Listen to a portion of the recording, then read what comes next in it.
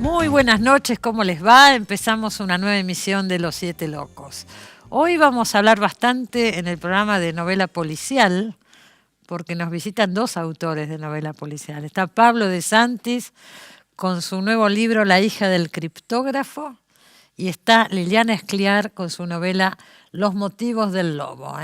Pero antes vamos a hablar de arte, a raíz de la aparición de este libro que tengo acá, Extravíos de vanguardia, donde José Fernández Vega dialoga sobre muchos temas, algunos de ellos los vamos a tratar hoy acá, con un invitado, con un entrevistado muy especial. Ahí lo presentamos. Roberto Jacobi es sociólogo y artista plástico. Participó de numerosas actividades en el Instituto Di Tella, integró el proyecto Tucumán Arde y escribió canciones para el grupo Virus. Es autor de El deseo nace del derrumbe y de Extravíos de vanguardia, su último título publicado.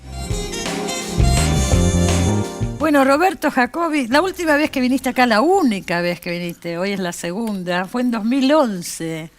Cuando se había presentado tu libro El deseo nace del derrumbe, y la muestra en el Reina Sofía en Madrid. Así es. Han pasado unos cuantos años. Y Increíble. ahora sale este libro, Extravíos de la vanguardia, Extravíos de vanguardia, del Di Tella al siglo XXI, que es una larga conversación en realidad, con José Fernández Vega, que también nos acompaña. ¿Qué tal? Sos investigador del CONICET, José, Sí. ¿es cierto? Sí, sí. Y un entendido en temas de estética, he visto leyendo el libro. Sí, algunas cositas, quizá. Doy estética en la UBA, soy adjunto ahí en la cátedra de filosofía, en la carrera de filosofía. Y en el CONICET me dedico a eso y a cuestiones políticas. También a cuestiones políticas. Teoría Bueno, política, sí. y encontraste el entrevistado justo, porque él también es sociólogo, es artista, Exacto, le interesa la sí, política. sí, Y han hecho un libro muy interesante, Somos pienso. Es un largo polirrubro los diálogo. dos. ¿Son qué? Polirrubro los dos, digamos. Polirrubro, hay que poder, hay que saber además. El libro dice del Di Tella al siglo XXI, ¿no? Yo empezaría por ahí, hay tantos temas que trata este libro, no vamos a poder tratarlos ni parecidos, pero por lo menos algunos. ¿Cómo se ve el Di Tella desde hoy, te pregunto? Vos fuiste protagonista en esa época, todo remite, viste que constantemente vuelve el tema del Di Tella, sí, o sí. sea, ha sido muy fuerte. Sí, es muy notable la pregnancia que tiene el Di Tella, ¿no? Habiendo sido tan poca cosa en la realidad. ¿Por qué ¿no? decís poca cosa? Sí, porque finalmente era un centro de artes visuales que eran 3 salas, que tenía un director, que era Romero Bres, una secretaria, y después un pequeño teatro con un director y una secretaria, Era Roberto Villanueva. que era Roberto Villanueva. Bueno. Y después algo que era en realidad, habría que decir que era lo más extraordinario e importante, que era el centro de música, que, ¿no es cierto? ¿Estaba Del Ginastera? que era Ginastera el director, pero nunca se lo menciona. A Ginastera. No, ese centro, y el lo que centro. produjo, Ay. que era realmente el único centro que becaba músicos de toda América Latina que Impresionante. venían a Buenos Aires, y ha tenido una influencia en la música de todo el continente que los otros centros no tuvieron. Y sin embargo acá no se lo recuerda. Siempre se recuerda, ni tampoco el teatro se recuerda demasiado, lo que se llamaba audiovisual. Se recuerda sobre todo Bueno, pero por las ejemplo, muestras. Griselda Gámbaro, Sí, gente pero que no. sigue produciendo, No, sí, estaba sí, ahí, pero digo, ¿no? cuando hablan del Di Tella, Se habla de artes plásticas. Es artes plásticas, Bueno. básicamente, ¿no es Bueno. cierto? Entonces, en ese sentido digo que era poco, y eran pocos artistas, eran pocas muestras. O sea, las muestras de vanguardia o de arte contemporáneo eran 2 por año.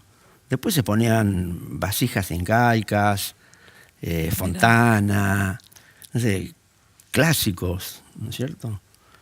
Es curioso. ¿Y por qué será? ¿A qué lo atribuís que haya marcado tanto? Sí, yo creo que hubo algo como de deshabituación, ¿no es cierto?, de ruptura. Cortaba tanto con el pasado que eso fue, me parece, lo que impactó y dejó un recuerdo muy fuerte.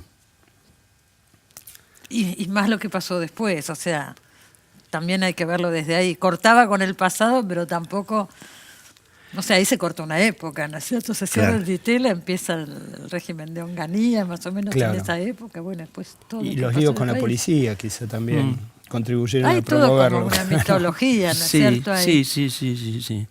Es interesante. Y quizás también porque el arte en general en el mundo se orientó hacia esa línea de trabajo, ¿no es cierto? Entonces, ahí aparece como la idea de avanzada, de algo que previó el futuro, no sé. Vos en esa época, de tu obra no quedó, porque era, ¿cómo era? Era una obra que no era material. Claro, o sea, era inmaterial. Precursor de ahora la performance, que tanto se habla. Digo, claro, sí. No, ¿era eso? Sí, no, las cosas que yo hacía eran más raras todavía. A ver. Sí. Eran más bien experimentos con los medios de masas. Entonces eso sí que se difundía, se disolvía. Y no queda registro. Sí, quedan los documentos, digamos, de todo eso. Pero hay fotos, videos. Sí, hay fotos, sí. Videos no, pero sí fotos. Videos no existía para el uso cotidiano, ¿no? Era un instrumento tecnológico muy avanzado. No llegaba ni al Ditela, claro, digo. No, para nada. Claro, porque uno ve que recuerda uno la obra de Marta Minujín, Edgardo Jiménez, claro. ¿no es cierto? Pero no hay videos de eso. Hay algunas películas de 16 milímetros que se hacían. Eso sí era accesible. Pero están las obras. Vos hablan los dos, comentan la figura de Oscar Mazota, ¿no? Que decís que fue clave en tu formación. Sí. Pero en no la solo, mía y en la de la época. Y en la de la época. Claro. Pero decís que no se le da el lugar que tendría que tener Oscar Mazota. No, porque se lo clasificó como psicoanalista, ¿no es cierto? Como psicoanalista lacaniano, y quedó encasillado en eso.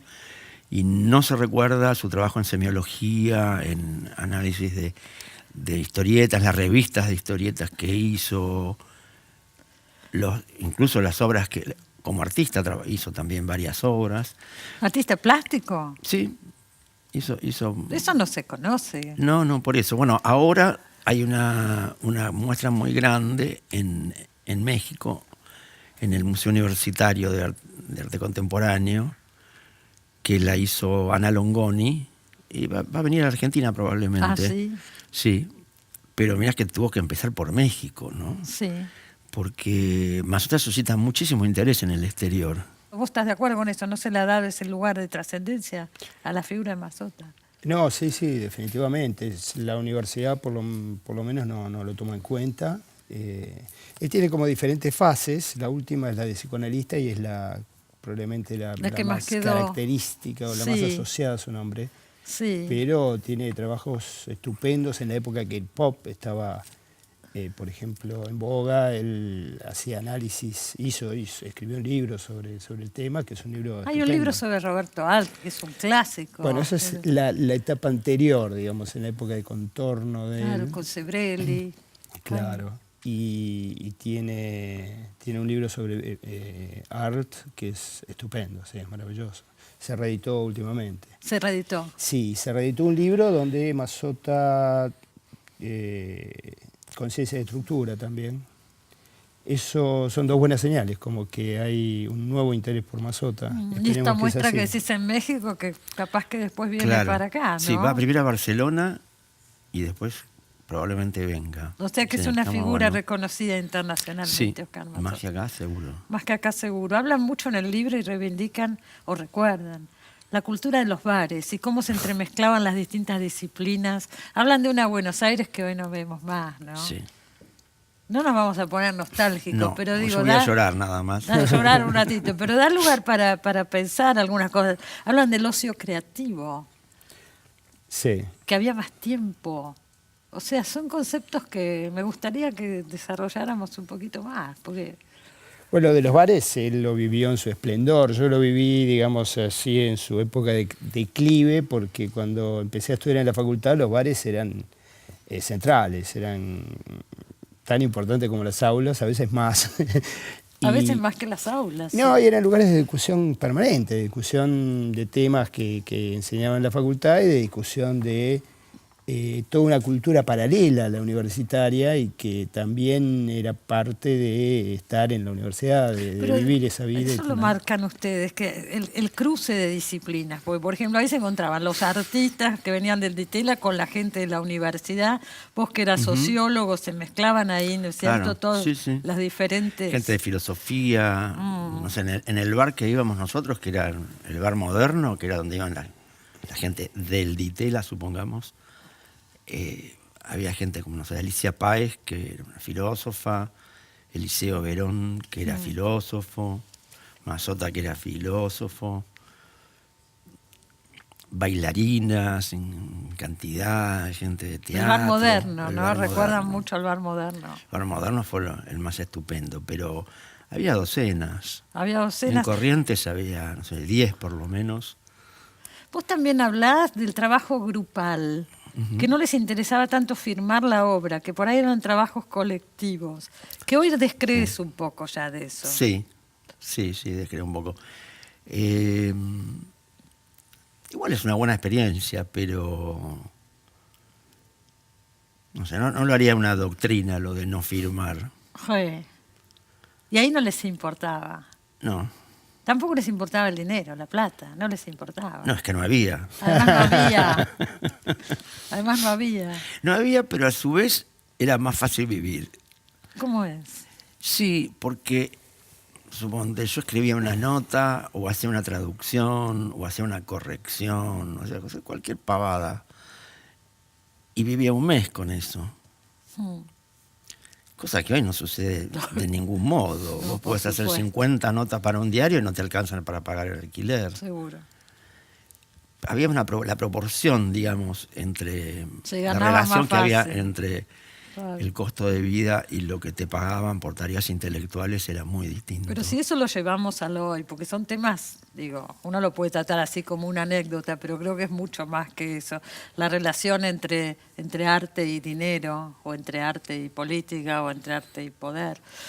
Por ejemplo, si uno sigue adelante con el libro y llega a la parte cuando vos sos invitado a exponer en la Bienal de Sao Paulo, hace unos años, no tantos, y se arma un lío bárbaro a raíz de los sponsors marcan una determinada línea. Claro. y hay que levantar un trabajo que vos habías puesto ahí. ¿Por qué no lo contás un poco más? Era en la campaña de Dilma Rousseff. Sí, creo. sí. Era una bienal que se planteaba como de arte político, ¿no es cierto? Una bienal que los curadores proponían como Un una tema que experimentación las política. bienales no es la única, muchas bienales. No, es prácticamente difícil encontrar una bienal que no no hable de sea esto. sobre arte político. Y entonces a mí me gustó la idea de llevar eso a fondo, ¿no? Ya que estaban por hacer elecciones, bueno, vamos a hacer una obra preelectoral. Sí. Y Era la campaña, la primera presidencia de Dilma. La cuando primera gana presidencia Dilma de por Dilma, primera exacto. vez. Sí. Y las elecciones eran, no sé, 10 días después de la inauguración o 2 semanas después de la inauguración, algo así. Y entonces hicimos una brigada de intelectuales y artistas argentinos en favor de Dilma, así imitando las brigadas internacionales para España, ¿cierto? Para la guerra civil, que viajaron desde acá también, hubo brigadas grupo que argentinas, viajó. grupos. Y bueno, consumimos el presupuesto en los eso. pasajes. Es que la muestra era eso. Los pasajes de la gente que iba a la campaña, que tenía su remera. Ay, pero ya se convirtió en y un acto armamos una político, unidad básica, Claro. donde se imprimían volantes, afiches, se cantaba, micrófono abierto, encuentros de intelectuales brasileños para discutir cosas. En fin, toda una serie de actividades que había un menú de todos a tal hora esto, a tal hora esto. ¿Y qué pasó? Después magos para los chicos y bueno, en fin, de todo. Y lo que presidía todo ese espacio eran 2 gigantografías con un retrato de Dilma Rousseff y un retrato de su contrincante Serra. Cerro. Claro. Pero que la imagen decía mucho, porque Serra tiene una cara agria, un gesto así agrisado, y estaba solo, y Dilma estaba rodeada de mujeres divertidas del nordeste. Era un acto de campaña. Ella estaba con un eso sombrerito. Es muy interesante, porque hasta dónde, qué es arte, qué no es arte. ¿No? Claro, y esa era la frontera que está queríamos claro. plantear también, ¿no? Y bueno, así que el problema Pero fue hubo que levantarlo. Sí, hubo que tapar en realidad básicamente los retratos y todo el material que se difundía, ¿no es cierto?, a favor de Dilma. Y bueno, nosotros inventamos otra candidata que se llamaba Vilma. Claro. Y entonces otra consigna que era Vilma vence. ¿Y ahí ya se pudo o no? Sí, se pudo. Sí, no, ahí ya no sabían qué decir. Claro. Dicen en el libro en un momento que decir artista profesional es una contradicción. ¿Cómo es eso? ¿Quién quiere contestar? Bueno, él me tira unas declaraciones que son de él y que él las va a defender mejor que nadie. Te pero tenés que hacer cargo. Claro, bueno, lo que se ve últimamente en el panorama, no sé si estarás de acuerdo o no, que cada vez más artistas jóvenes se ven como impulsados a ir a la universidad, a hacer cursos en la universidad, a matricularse, a titularse, a tener un máster. Los artistas. Y bueno, hay un movimiento en ese sentido que realmente llama la atención, ¿no? Porque ser artista no equivalía a pasar por una educación formal fuera de la técnica, sí, puramente artística. O sea, eso por un lado, y eso tiene efectos en el campo del arte. Es decir, hay también probablemente una tendencia a homogeneizar el panorama, que efecto de esta educación formalizada de los artistas, algo verdaderamente nuevo, ¿no? Esto por un lado. Y por otro lado está la cuestión de que mencionaron antes, de la relación con el dinero. ¿Qué pasa cuando un artista se convierte en un profesional y vive de eso, ¿no? Sí. Afortunadamente en la Argentina la relación con el mercado está más clarificada porque, como decía Piglia, no hay mercado. Entonces, los artistas tienen, con otros países claro, es muy chico, sí. Todos los artistas tienen que, de alguna manera, rebuscarse y hacer arte porque quieren hacerlo y no porque sea su principal medio de vida, ¿no? Eso es quizá una pequeña ventaja dentro de la adversidad, digamos, ¿no? Me parece. Hay un montón, es la diferencia que hay entre el arte como un medio o el arte como un fin, ¿no? Yo sostengo también una idea romántica, ¿no?, del arte como un fin en sí mismo, y no el arte como un medio para sostenerse. Hay un montón de cosas que se plantean relacionadas con esto. Por ejemplo, se habla, me están haciendo señas que voy al corte, pero ya me voy. Se habla en el libro de estos nuevos museos que hay en el mundo, que pesa más el edificio del museo que la obra que contienen, ¿no es cierto? Sí. Es más, puede llegar hasta expulsar la obra. Sí, de hecho. Con lo rotundos que son algunos edificios. Sí. O sea, hay un montón de cuestiones que están acá tratadas y el que le interese el tema, por supuesto, acuérdese, extravíos de vanguardia. Pero digo, ¿me equivoco yo o hay una...? Yo tengo cuidado para hablar de esto, pero hay una nostalgia, porque en definitiva estamos comparando dos épocas muy rotundas y marcadas, como son el Di Tella y la actualidad del siglo XXI. ¿Hay una nostalgia en este texto o no? Bueno, yo creo que Roberto es una de las personas menos nostálgicas pero hace un rato casi se me pone a llorar cuando le digo no sé qué cosa. Una broma. Bueno, vos pulsaste una cuerda que yo fui incapaz de pulsar. Y me parece que, bueno, que por un lado eso, ¿no? Que es una característica personal que por eso, siempre está cambiando. Cambian las épocas, todas tienen cosas buenas, malas, miremos para adelante y vemos qué se hace con esto. No, me gusta esta época. ¿Te gusta? En cuanto al arte, sobre todo. ¿Te gusta? ¿Te sí, interesa? En Argentina, sí. ¿Quiénes te gustan? ¿Qué te interesa que esté Mira, me haciendo? interesan sobre todo los artistas que son expandidos, como si viste se usa mucho esa palabra de cine expandido, teatro expandido. ¿Y qué son los artistas expandidos? Y como que se mueven del medio que hacen, del espacio social que ocupan, que se vinculan con otras personas para trabajar. O sea, que viven en un estado de experimentación, ¿no? Hay mucho. Yo pienso que el arte tiene que ser más bien eso, como una situación, es un estado de vida, ¿no es cierto? Es como vivir de determinada manera todo lo que se hace. Entonces vos tenés gente que, suponte, no sé, Washington Cucurta se me ocurre ahora, que está clasificado como un escritor, pero es mucho más que un escritor Sin y que duda. un poeta. Y cada vez Porque se mezclan también más a veces pinta, cosas, sí. ¿no es cierto? También organiza concursos, tiene una cooperativa, Edita. tiene una editorial que se ha replicado en, no sé, en 70 países del mundo. Entonces, y aparte está ultra conectado con el espacio, ¿no es cierto? Con la escena, llamémoslo.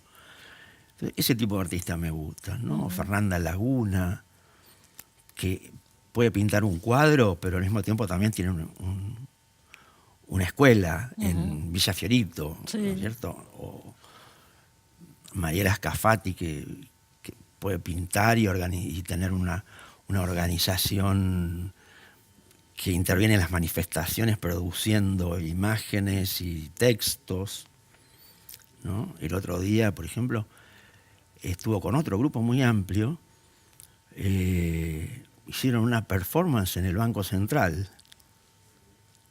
Y bueno, es un artista que se da el lujo y la libertad de hacer cosas que, digamos, que es lo que piensan.